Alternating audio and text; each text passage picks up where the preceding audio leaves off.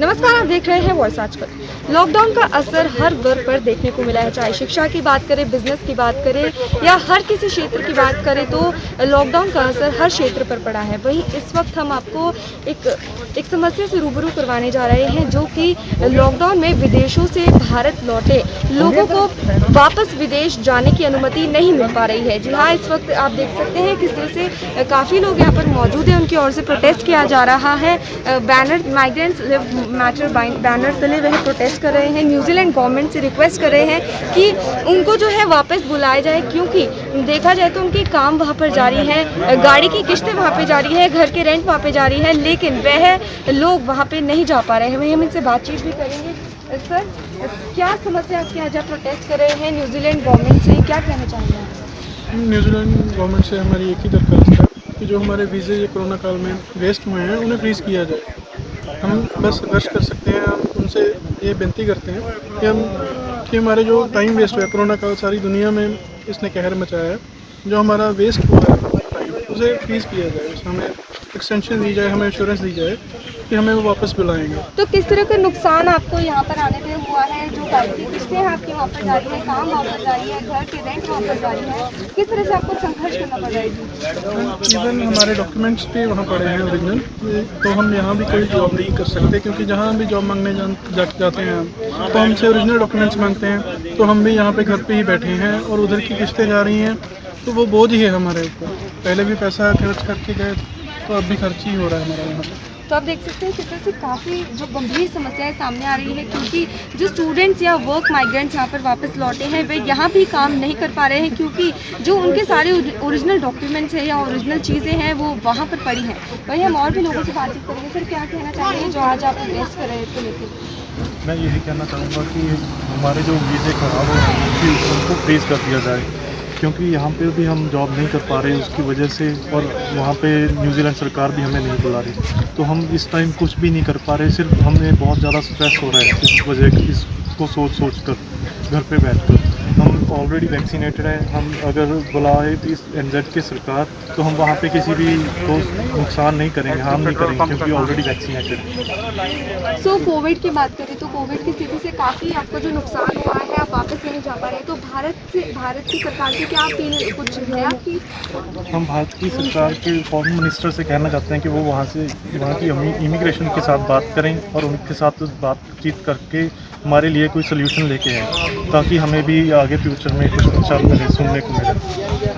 Sir, क्या कहना चाहेंगे जो आज आप प्रोटेस्ट करें नो मोर वीज़ा डिले, जो आपने बैनर पे करा है, क्या कहना? इसके लिए यही कहेंगे कि न्यूजीलैंड गवर्नमेंट को कम से कम आगे आके कुछ तो रिस्पांस देना चाहिए कि वो नई वीज़ा जिनका एक्सपायर हो चुका है, जिनका एक्सपायर होने वाला है, उसके लिए क्या एक्शन लेना चाहते हैं। क्योंकि पोस्ट स्टडी वर्क वीज़ा हो या ऑफशोर माइग्रेंट्स जो फंसे हों, उसके अगेंस्ट वो कुछ बोल ही नहीं रहे, कोई स्टेटमेंट ही नहीं देना चाहते। क्यों?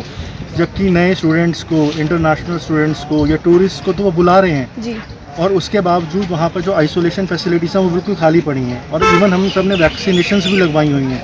तो ऐसा स्टेप क्यों नहीं लिया जा रहा कि जिन्होंने वहाँ पे इन्वेस्टमेंट कर रखी है टैक्स पेयर्स से, हम ऐसा नहीं था कि हम वहाँ पे टैक्स भी नहीं पे कर रहे थे, टैक्स पे कर रहे थे, सारी फैसिलिटीज़ जो उनके अकॉर्डिंग हम चल रहे थे, सारे रूल्स फॉलो कर रहे थे, लेकिन उसके बाद भी जो इंडियंस या एशियंस जो फंसे हुए हैं, अराउंड 7,000 to 8,000 एशियंस हैं जो फंसे हुए हैं, उसके लिए क्यों नहीं कुछ एक्शन लिया जा रहा? तो न्यूजीलैंड में ये भी कहा जा रहा है कि वहाँ पे रेस्टोरेंट शट हो रहे हैं माइग्रेंट्स ना होने के बिल्कुल कारण। बिल्कुल, वहाँ पे बहुत सारे, अगर आपने सुना होगा तो पीछे मार्च निकला था। जी। और उन्होंने इसलिए निकाला था क्योंकि उनके पास कोई लेबर वर्क करने के लिए एशियंस नहीं है जो कि वहाँ पे फुल टाइम वर्क करते थे, और जो यहाँ फंसे हुए हैं, क्योंकि वहाँ के जो ऑनशोर लोग हैं वो एज अ लेबर वर्क करना ही नहीं चाहते, वो सिर्फ घर बैठ के जो वीकली अर्निंग्स होती हैं वो लेते हैं।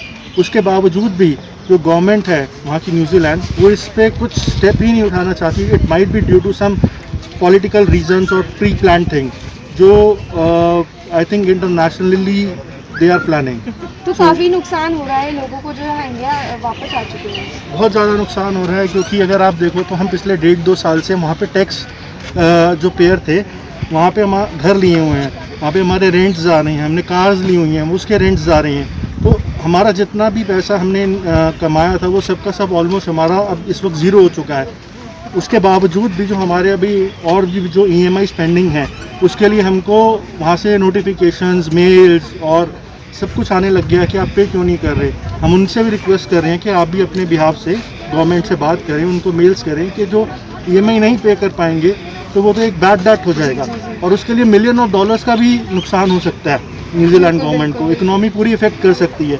लेकिन उस चक्कर में भी वो I don't know New Zealand government कुछ एक्शन ही नहीं ले रही, कुछ बोलना ही नहीं चाहती। तो क्या अपील करेंगे न्यूजीलैंड सरकार से? मैं न्यूजीलैंड सरकार से, यहाँ की मिनिस्ट्री से, फॉरेन मिनिस्ट्री से, फाइनेंस मिनिस्ट्री, होम मिनिस्ट्री, जितनी भी मिनिस्ट्रीज इन्वॉल्व हैं, क्योंकि सब के सब जब हम पैसा देते हैं तो हमारा टैक्स काउंट होता है, तो ऑफकोर्स सारी मिनिस्ट्रीज उसमें आती हैं, तो तब तो वो बहुत जल्दी आगे आते हैं पैसा लेने के लिए, डिडक्ट करने के लिए, टैक्स कैलकुलेट करने के लिए।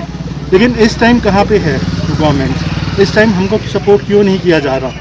इस टाइम जो हमारा नेक्स्ट स्टेप है, हम जो प्लान है कि हम हंगर स्ट्राइक पे जाएंगे, भूख हड़ताल पे जाएंगे और अनडिफाइंड पे जाएंगे, क्योंकि हमारे पास कुछ और करने के लिए है नहीं, जॉब्स है नहीं, वहाँ का पैसा हमारे पास जो था वो सब ज़ीरो हो चुका है इस वक्त, और कुछ लोगों ने तो सुसाइड करने की भी कोशिश की है।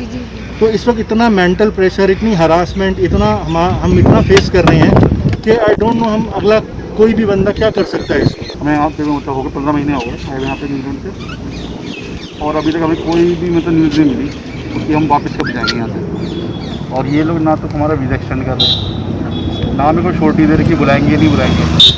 ये टूरिस्ट को बुला रहे हैं, न्यू स्टडी वीज़ास को बुला हाँ रहे ये हैं। सबको बुला रहे हैं, नए बच्चों को बुला रहे हैं, PhD वाले बच्चों को बुला रहे हैं, सबको बुला रहे हैं, बट हमारा अभी तक कोई न्यूज़ नहीं आई। तो क्या अपील करेंगे न्यूजीलैंड सरकार से? हमारी रिक्वेस्ट है हमें जल्दी से मतलब कुछ इंटीमेशन दे, ताकि मतलब हम लोग जा सकें न्यूजीलैंड वापस। और अभी हम स्ट्राइक कर रहे हैं, जी जी। हंगर स्ट्राइक, वो इंडेफिनिट रहेगी, तो जब तक मतलब वहाँ से कोई हमें न्यूज़ नहीं आती। तो आप देख सकते हैं किस तरह से काफ़ी परेशानी जो है लोगों को झेलनी पड़ रही है। उनका कहना है कि वे यहाँ पर भी भारत में भी जॉब नहीं कर पा रहे हैं, क्योंकि जो उनके ओरिजिनल डॉक्यूमेंट्स हैं वो न्यूजीलैंड में है, जहाँ पर वह रहा करते थे, जहाँ से उन्होंने अपनी करियर की शुरुआत करी थी। तो भाई आप देख सकते हैं किस तरह से काफ़ी परेशानी जो लोगों में देखने को मिली है। आपका क्या कहना है इस चीज़ को लेकर? हमारे कमेंट सेक्शन में, कमेंट बॉक्स में कमेंट करके ज़रूर बताइएगा। चंडीगढ़ से वॉइस आजकल के लिए आकृति वर्मा।